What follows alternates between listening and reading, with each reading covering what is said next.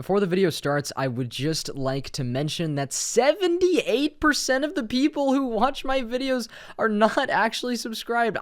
Jesus Christ, I don't even know what you guys are doing right now. Like, what do you just watch a video, you know, you enjoy it, and you don't even think to click the bright red obvious button that is just right below the video on the right-hand side. Like, it actually just baffles my mind. So anyways, if you feel like it, hey, I mean, why not drop a sub, right? It would really help me out, and I'd just really appreciate it. Anyways, back to the video. Hey guys, it's Phantom here, and welcome back to a brand new video, everyone, where in today's video, I am going to be telling the story of how I got into Wizard101, the ultimate game of my childhood. One of the only games I play nowadays, a game that honestly brings me a certain comfort that simply can't be replicated. A lot of people might assume that I originally got into the game because I saw an ad on TV, you know, maybe I saw an ad on another website or something of that sort, but that's not the case at all, actually. What really happened was I found out about the game through my older brother. You see, with him kind of being the older sibling and all, he of course had access to all of the video games that I never even knew existed as a child up until that point. And for the longest time when I was younger, one of my favorite things to do was watch him play games on the family computer in our guest room. And that's right, a family computer. You know, we actually had a motherfucking family computer that everyone in my family used. With me being just the terrible sharer that I am, it's safe to say I got quite frustrated during that time period whenever anyone would try to take my precious sweaty computer chair away from me. Heathens. But anyways though, yeah. I really truly loved watching my brother play games in front of me, as I feel like it was a way for me to sort of live vicariously through him without actually playing the game, as at the time I don't think I played any PC games at all whatsoever. You know, I mostly just kind of stuck to the Plants vs. Zombies on my mom's iPad and was pretty content with that for a while. However, there was absolutely no doubt that I was interested in these PC games that he was playing. It was honestly just like this whole other world for me that I got to experience on special occasions with my brother, and it was the best thing ever. And those times definitely made for some of the best memories that I've ever had, and I honestly wouldn't take any of those moments back for the world. I mean, the guy played all sorts of games, and I got to experience all sorts of new worlds. But my absolute favorite, out of all the games that he played, was this game called Wizard101. I loved this game so much. Every time he would boot it up on the computer, I would completely drop whatever I was doing and go watch him play it. I loved everything about this game, how it looked, how it was actually played, and the feeling that I got from playing it. That was like no other feeling that I had ever experienced.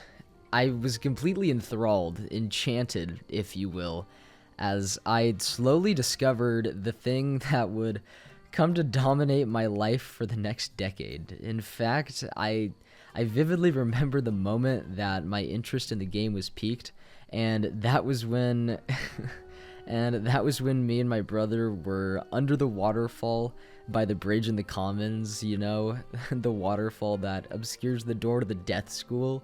Yeah, I'm sure you all know it. It's kind of hard to miss, to be honest, but anyway, me and my brother were sitting under the waterfall in game, just blankly staring at the death school door, wondering where it led, because, you know, since both of us were just kids, we weren't allowed to actually spend money on any games, and so we were condemned to playing only up until the end of Triton Avenue.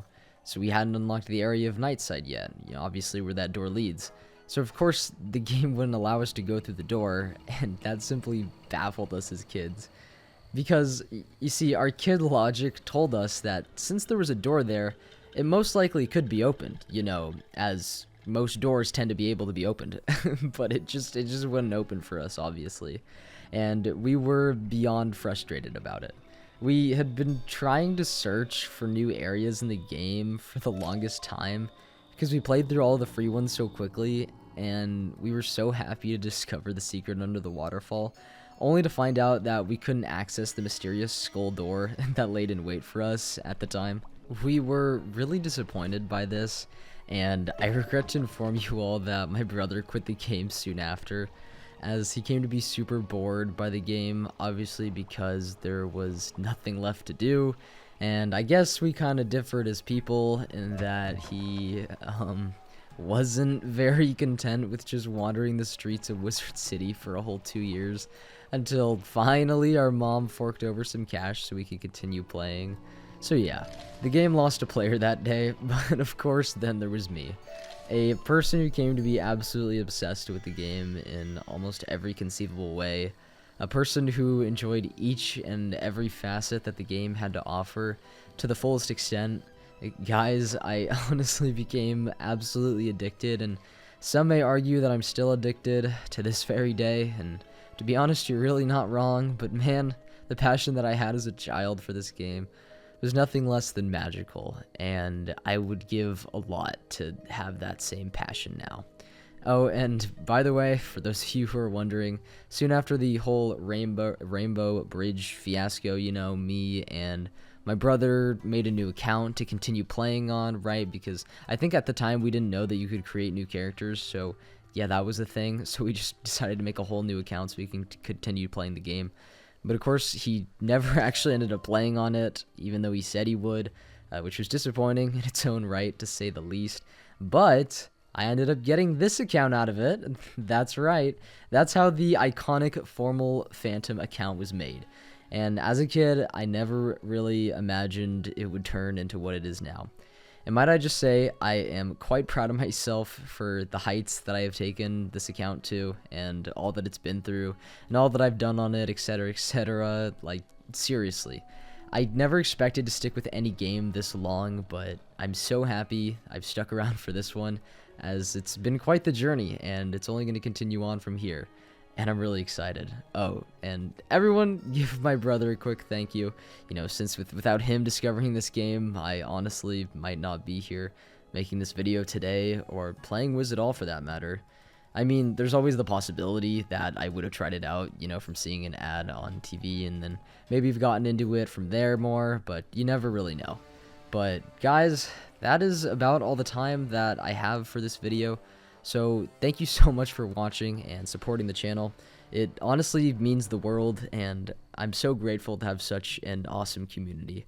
And make sure you guys leave a like on your way out if you enjoyed, and I will see you all next time.